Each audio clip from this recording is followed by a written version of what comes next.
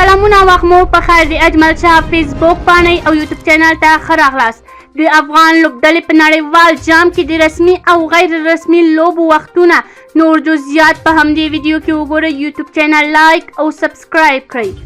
افغانستان په نړیوال جام کې ټوټل 2 تمریناتي او 15 رسمي لوبې لري چې لومړی تمریناتي سیالۍ د روانې اکتوبر میاشتې په 18مه نیټه له بنګلادیش سره د افغانستان پر وخت غرمه 12 بجې پیلیږي.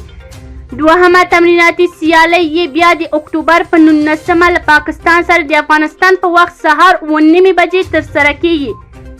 لومړی رسمي لوبه یې د اکتوبر په 22مه نیټه له انګلند سره د افغانستان پر وخت ماسپښین 3 بجې پیلیږي. دوهمه لوبه د اکتوبر په 26مه له نیوزیلند سره غرمه 12 بجې ترسره کیږي.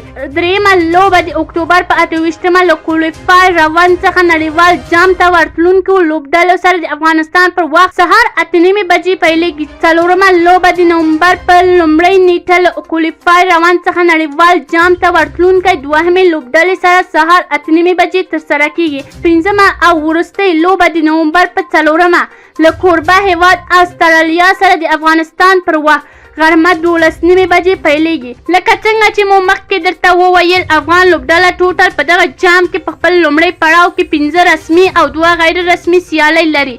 که افغان لوبډله په خپل ګروپ کې 3 سیالۍ وګټي، دوی کولی شي چې په ډېر اسانۍ سره دوهم پړاو ته لاره ومومي. افغان لوبډله ته به سخته وي چې نیوزیلند، استرالیا، انګلستان په شتون کې 3 سیالۍ وګټي. خو خیره دا کرکټ دی، په کرکټ کې سړی له وړاندې څه نشي ویلی. که چیرې کوم نظر لرئ کومنټ کې شریک، یوټیوب چینل لایک او سبسکرایب کړئ.